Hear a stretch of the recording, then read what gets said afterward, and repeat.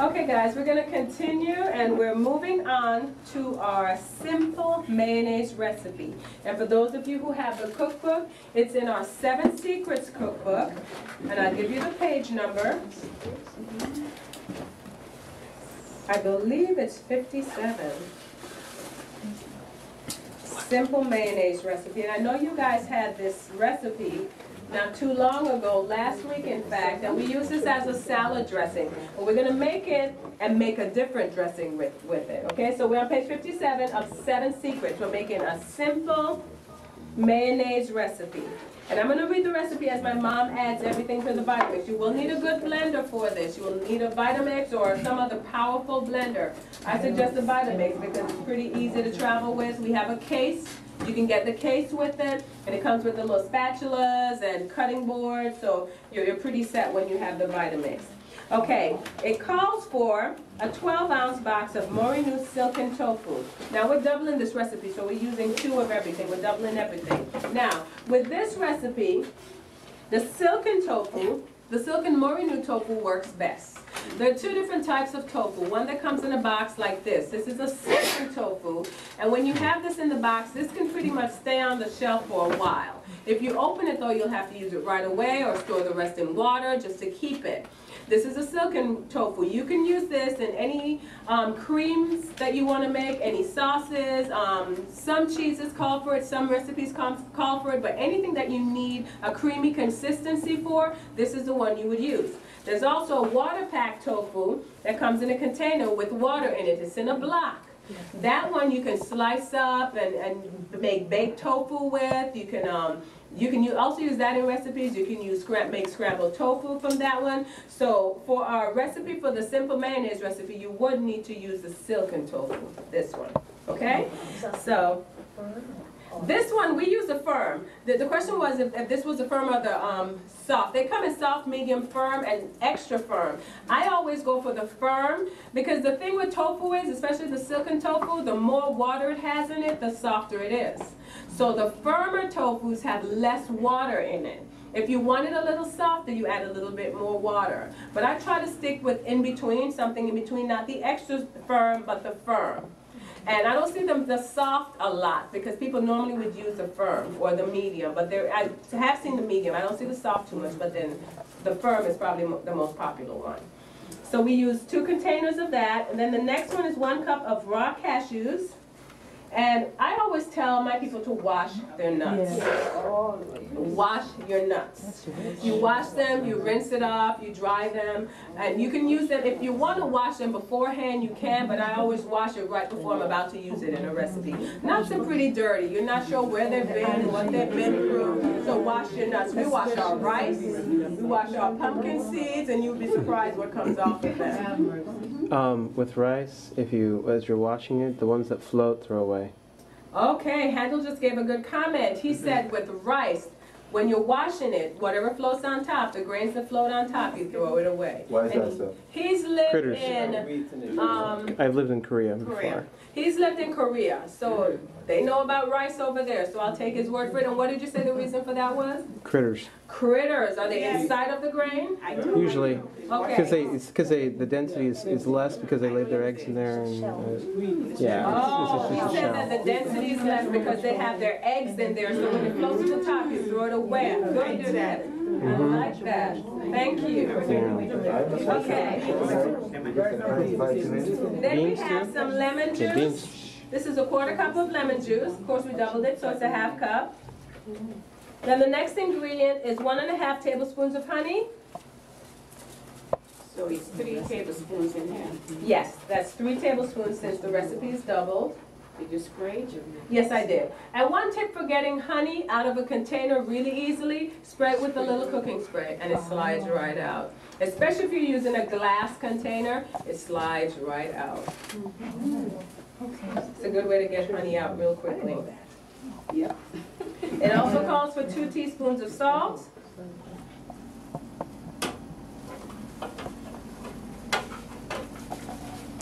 And the last thing is one teaspoon of onion powder, 1 teaspoon of onion powder, and the powder, not the granulated. The powder, not the granulated onion. And that was sea salt. That was sea salt. 1 teaspoon of onion powder. Now we're going to blend this up. It might take a minute to blend, but we're going to put it on and we're going to go from there. Now the Vitamix is pretty powerful. Now there's not a lot of liquid in there. To get stuff blended real quickly, you need a lot of liquid in it. Let's see how this does.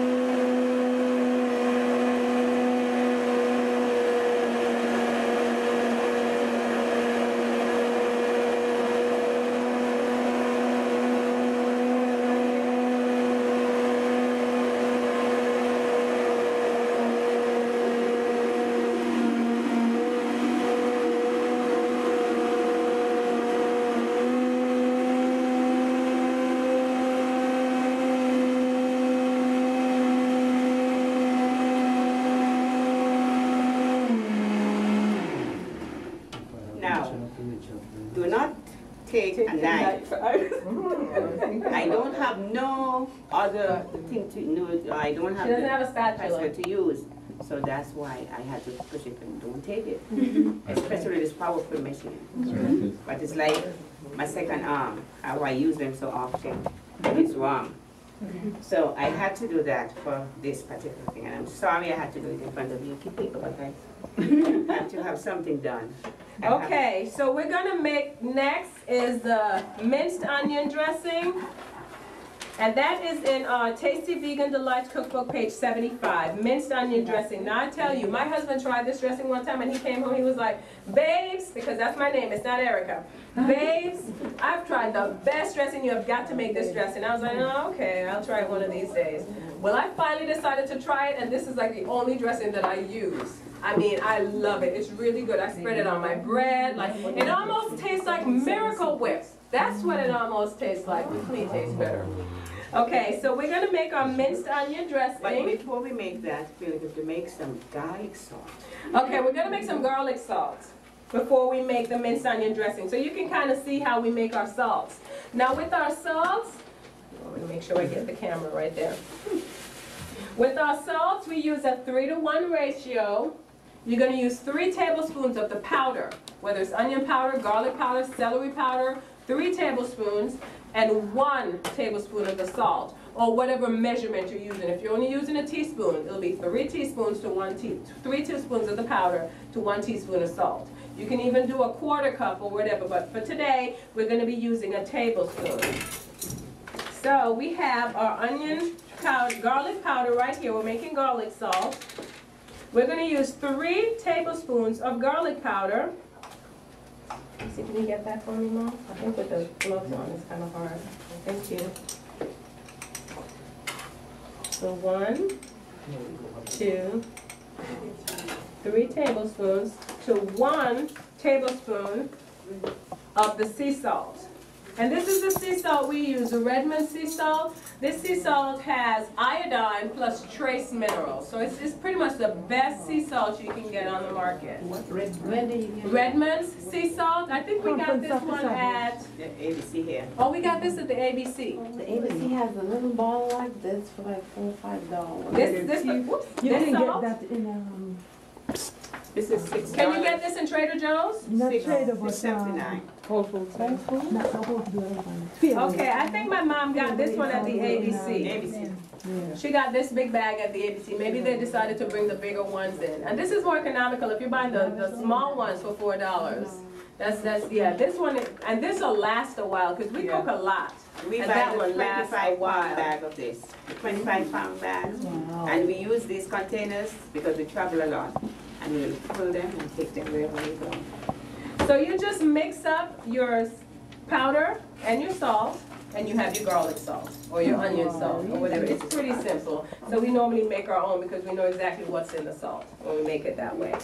Okay, now for our minced onion dressing recipe, we're going to use a bigger bowl.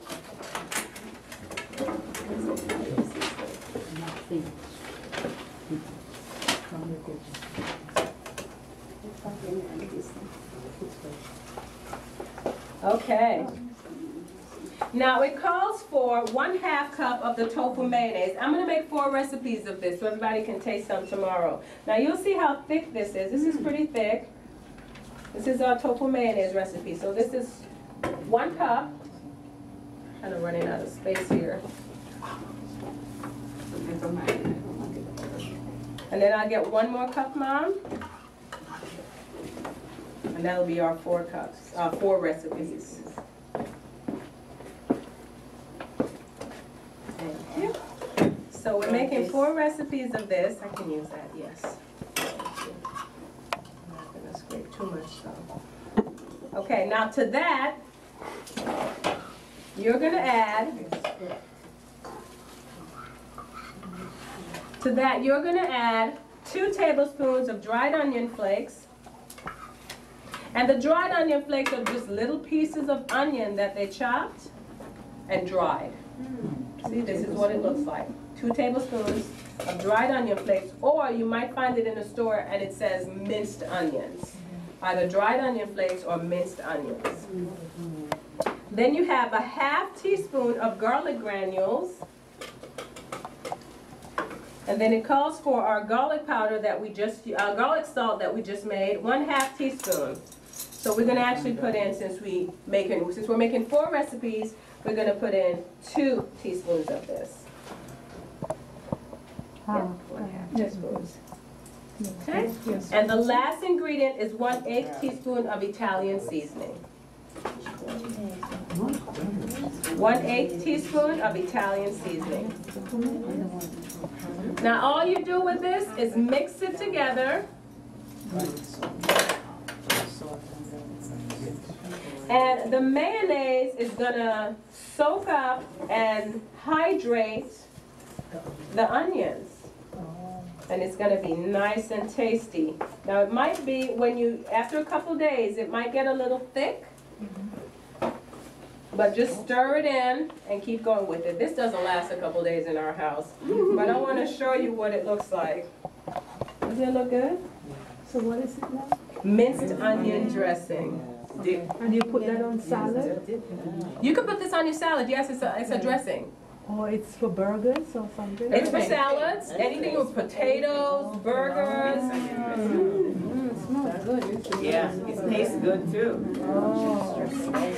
So you already have that tomorrow. We leaving all this stuff that you want to have. So you guys will get some of this tomorrow.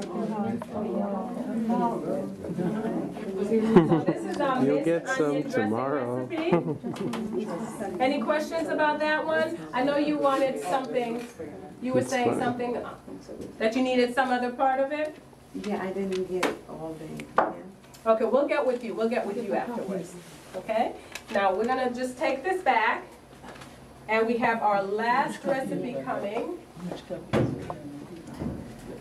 What page is this one in the book? That one is on page 73, 75, I'm sorry. Okay, see bigger? Who's going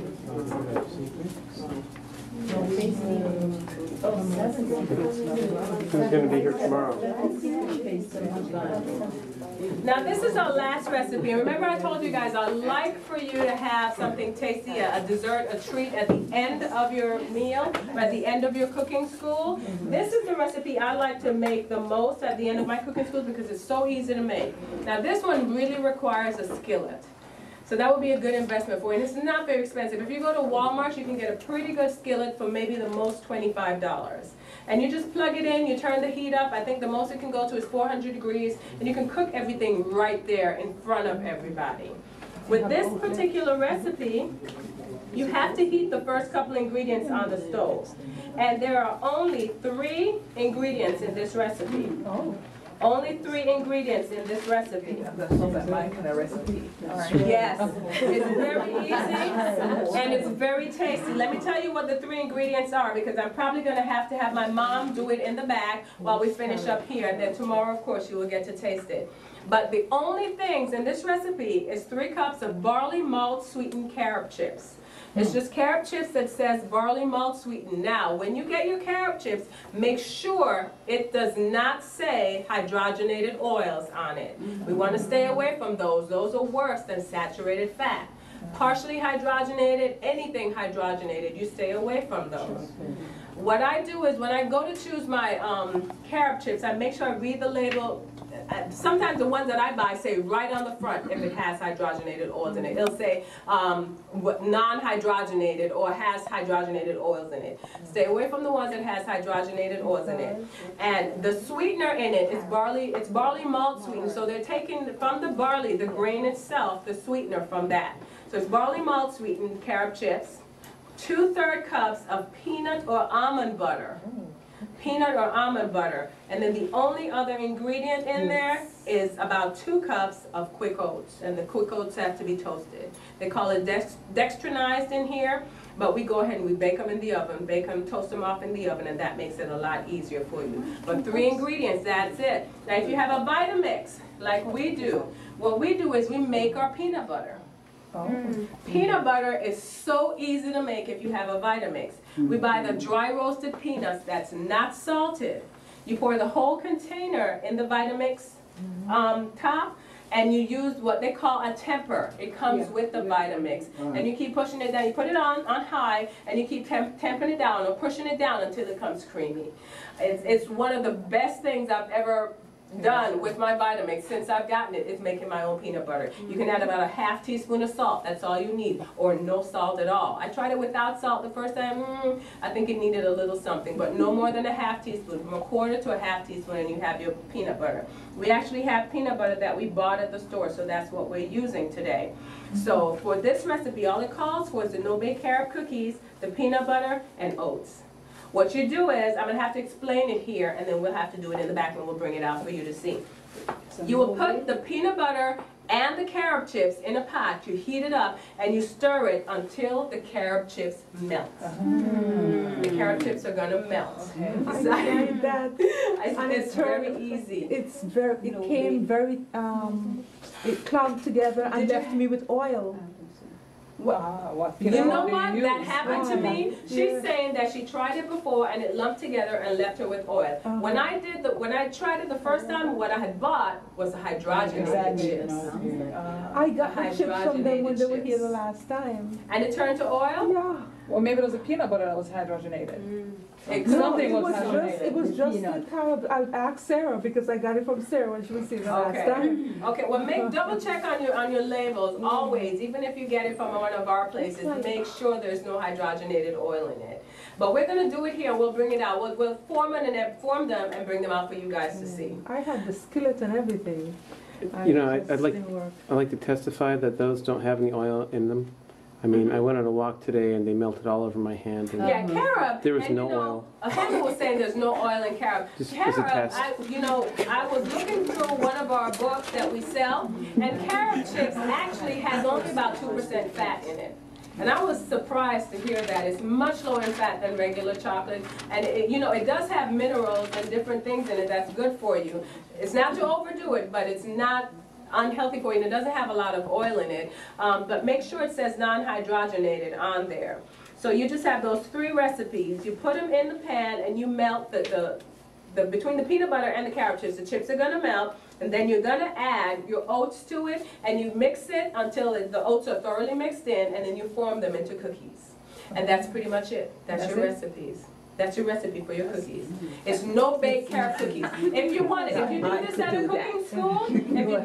a cooking school, what we do is we make the cookies and we stick them in the refrigerator to get them hard real quickly. They'll get hard in about 10-15 minutes, and then you can serve them to the people that you're doing the cooking school for. So that's why I love this recipe. No, I love that recipe too. Now, I know we had a couple questions. One was from Maureen. Yes. How do you make, again, following the teaching that all grains should be cooked for at least 2 hours, how do you cook rice? Maureen's question was, following our teaching that we should cook grains for 2 hours, how do I cook rice? What I do with my rice, and it's so easy, it saves so much time for me, because I really never learned how to cook rice when I was younger. I bake my rice. And I can tell you guys what the recipe is for that. When I say bake it, I mean when you pull it out of the stove, you can eat it. It's going to be cooked. You take 3 cups of brown rice, 3 cups of brown rice to 7 cups of water. 7 cups of water. You put it in a casserole dish, preferably a glass one, because I like to see it cooking. If you flip your oven light on, you'll see it cooking. You'll see the water boiling in there. So 3 cups of brown rice is 7 cups of water, 1 teaspoon of salt. You cover it with foil. I use a dish that's deep enough that the foil doesn't touch the water. You stick it in the oven at 300 degrees for 2 hours. Your oven might be a little faster, turn it down a little bit. Might be a little slower, you turn it up a little bit. But you know your oven, you know how to work with it. If before the 2 hours come up, an hour and a half, you check it to make sure it's not dry. Okay, but it's done when the rice will be fluffy. 300 degrees? 300 degrees. Do you stir it at all? I don't stir it at all. The water dries up and it comes out perfectly. And what I do, it'll make a good sized casserole dish of the rice. I use that in my other recipes, like the carrot yam loaf that we made. I make meatballs with it. I make meatloafs with it. So I would store my rice in the freezer in a baggie, and I'll put the date that I cooked the rice, and I'll pop it in the freezer. And then even if you don't want to use it in recipes, you take it out, thaw it out, and you have something for lunch one day. And another tip that I always like to tell people, don't just do 1 recipe of all of this stuff. Do 5 or 6. If you have some time on a Sunday, make as many burgers as you can. Pop them in the freezer, and you won't have to worry about burgers for a month. Make 3 or 4 loaves. Slice them, bake them, slice it, and then freeze it. That way come Sabbath, you pull it on out. You already got your rice baked, you pull that out, or you do your mac and cheese. And it's so easy. You have to find ways to make this easy for you. It doesn't take a lot. Once you start living this way, it becomes very easy and very convenient for you. For me, this is done. People would say, oh, how can you do that? But this is the way we live, and we found ways to make sure we get it done, because this is important to us. Your health is important. Can you make beans and rice the same way? Can you put how would you I always wondered about that. beans and rice? Beans and rice, yes.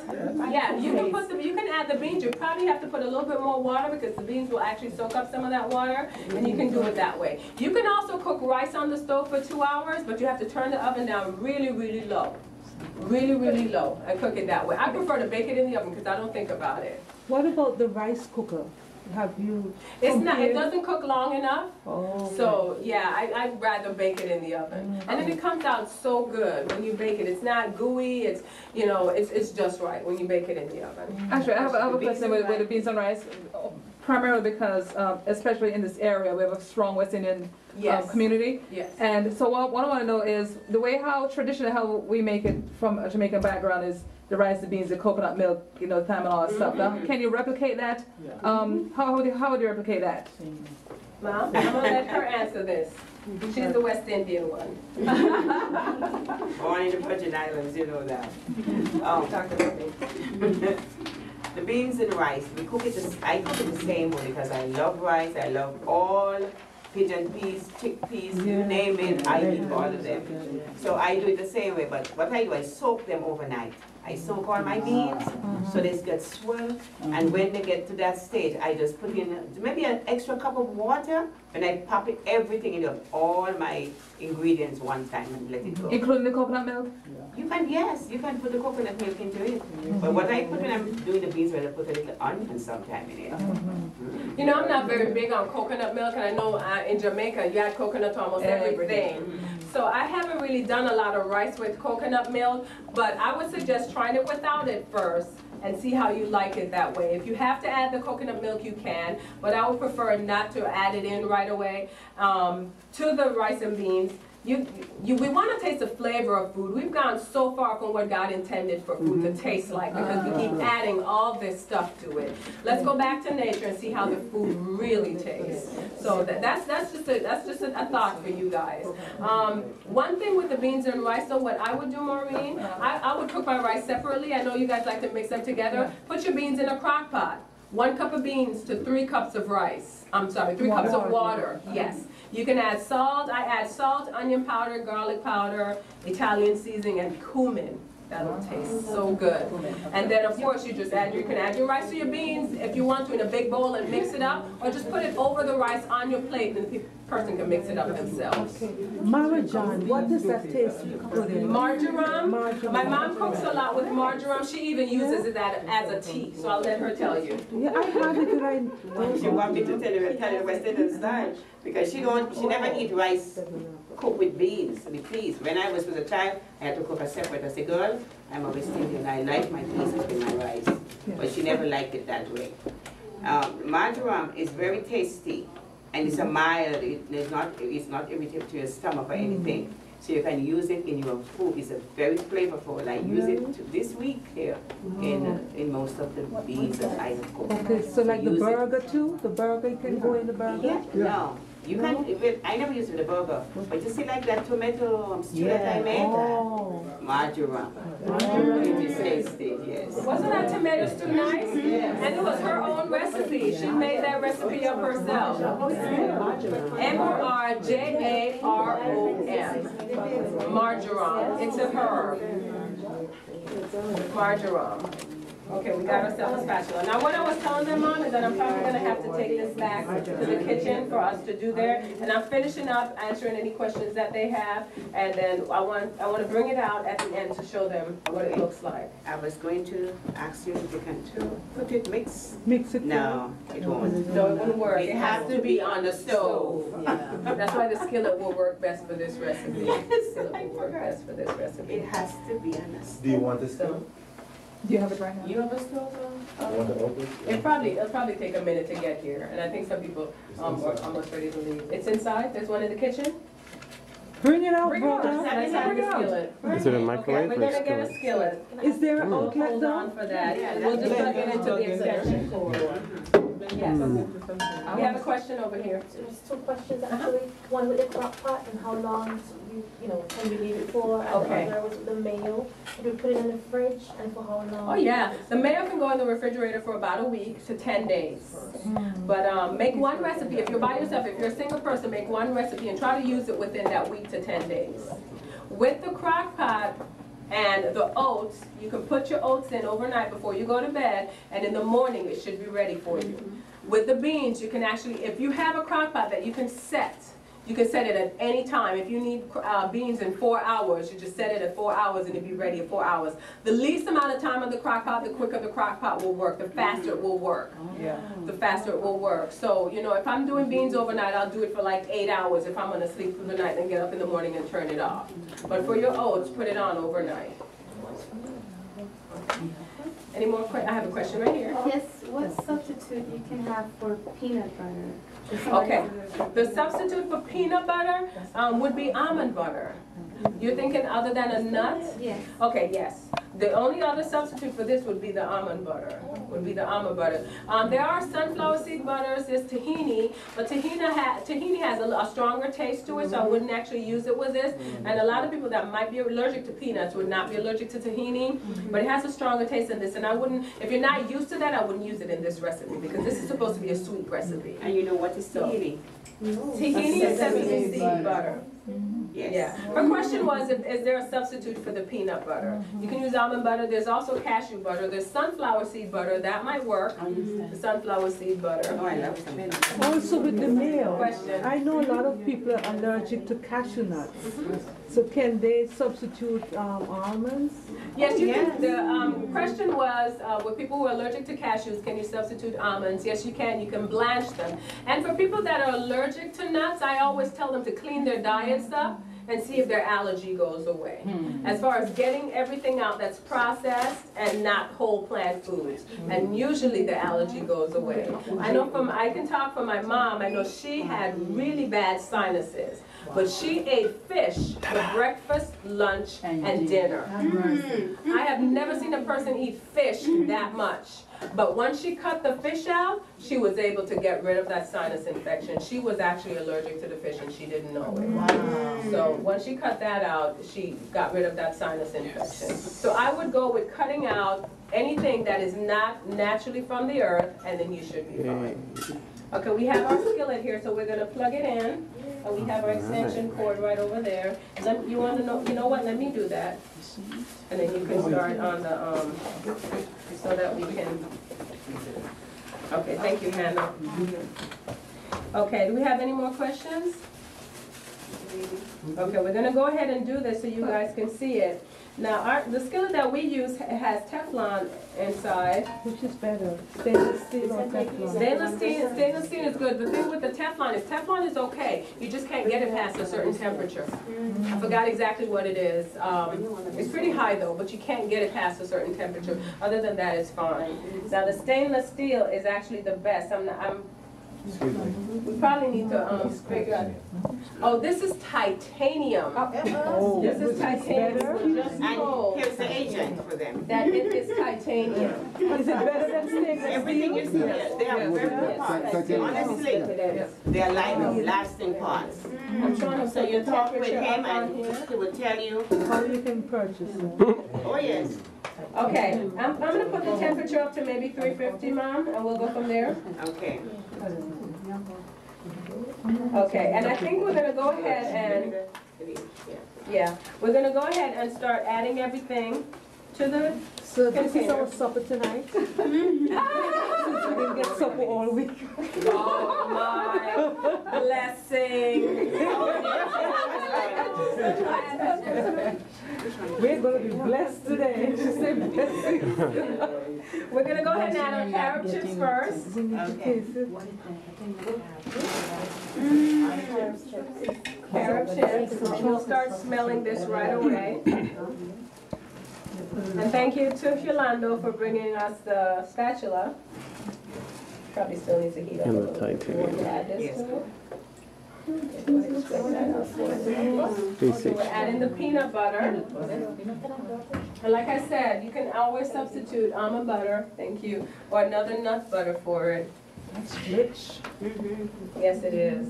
I help him clean up the pot. Make sure you don't get too much carob on your hands. And then, spread this out. And then I'm gonna have, my mom's gonna go ahead and mix this in.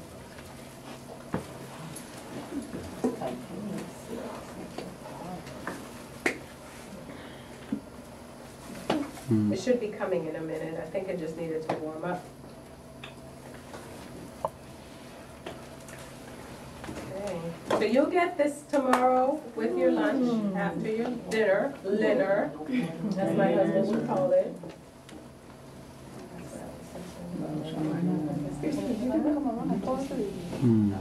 Titanium. Wonder if it's stainless. Probably studying for the next program. Sometimes we need downtime to get the latest information.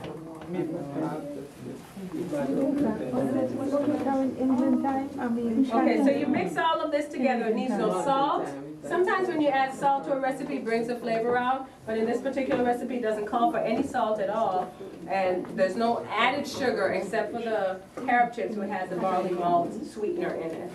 And then after we get this melted, we're gonna add the 1 3/4 cup of quick oats to it. Now the oats have been toasted, so you don't need to worry about getting it toasted before. Make sure you toast your oats beforehand.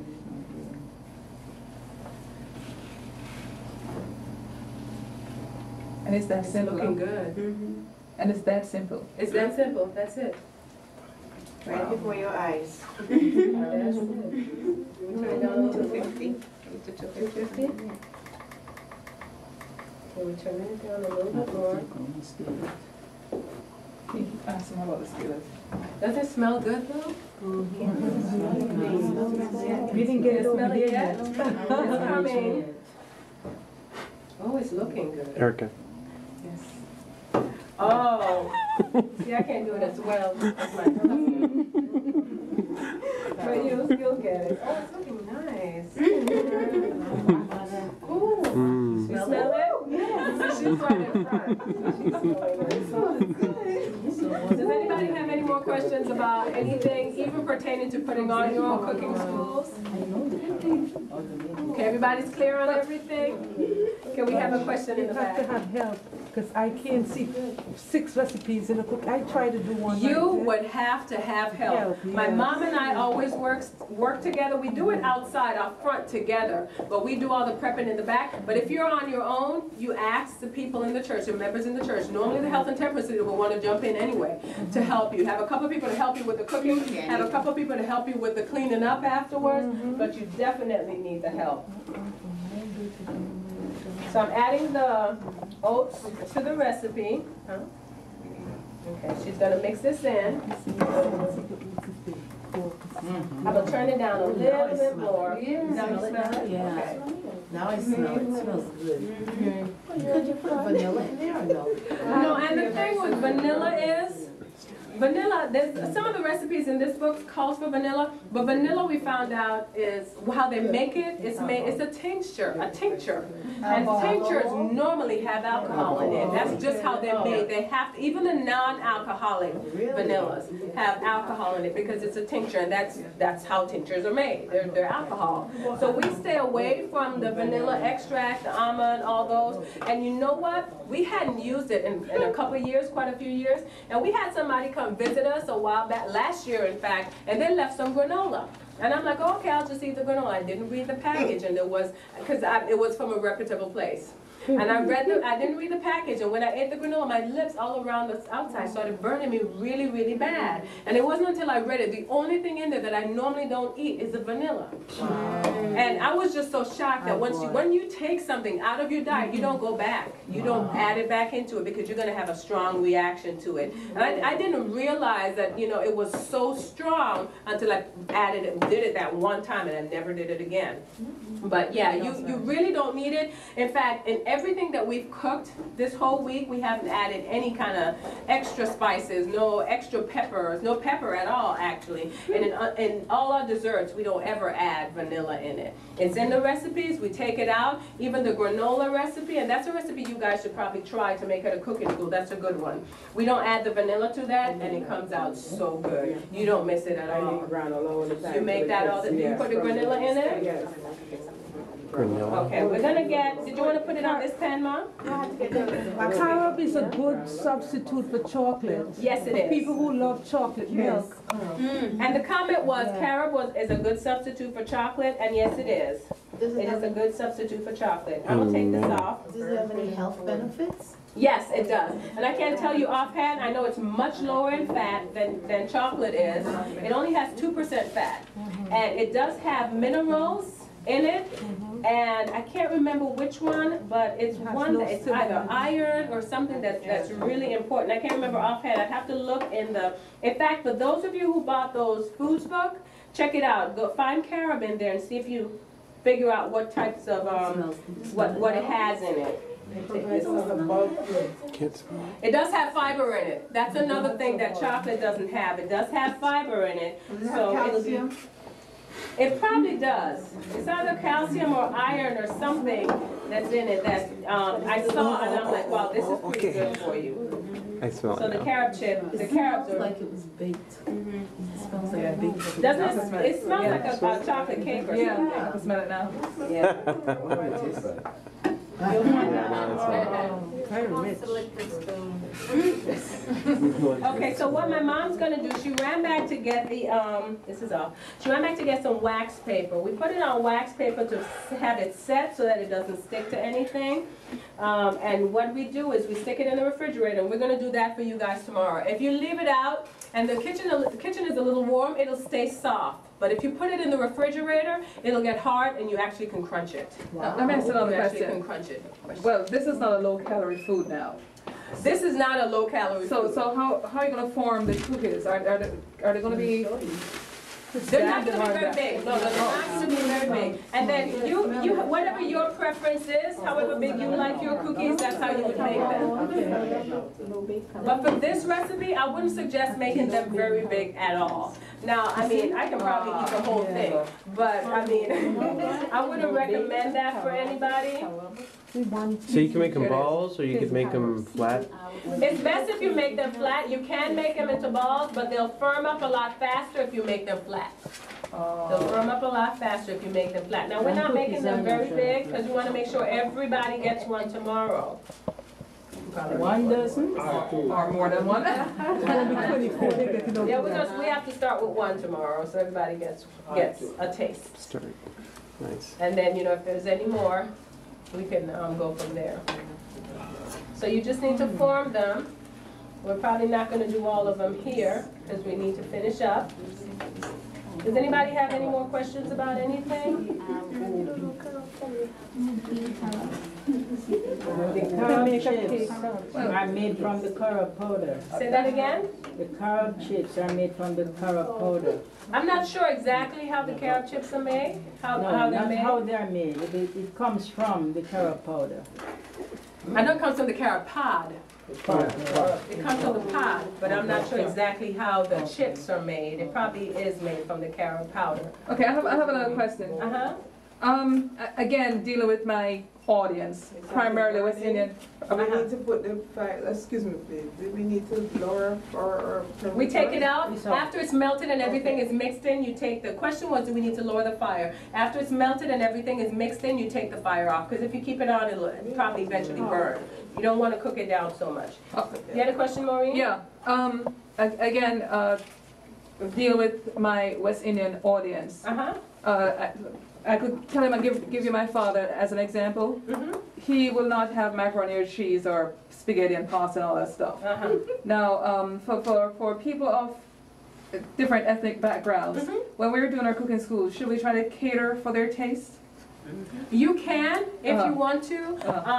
What I would recommend is if you want to sell your books, you stick to some recipes in the cookbooks. If you want to sell your books. If you're doing a cooking school for a West Indian group and you want to focus on them and what they like and having them change their diet and there's nothing in here that works for them, if you have your own recipe that you can make up that's West Indian style but healthier and total plant-based, you could go for that too. But if you really want to sell your books, you're going to focus on pushing these and using these recipes. I haven't seen any in here that anybody has not liked. I mean, we've been all over the place. We've cooked for lots of different types of people, and they've liked these recipes. But like you said, some people from the West Indian, they want to stick with their dumpling and fungi and that kind of stuff. My mom makes all those things. She makes all those things. But she needs to have her cookbook. Yes, and we will definitely have to work on that. I have a question. I mean, you have a question here. I don't know if everybody here has a Vitamix. I know I don't have one, so what should I use? You can use regular blender.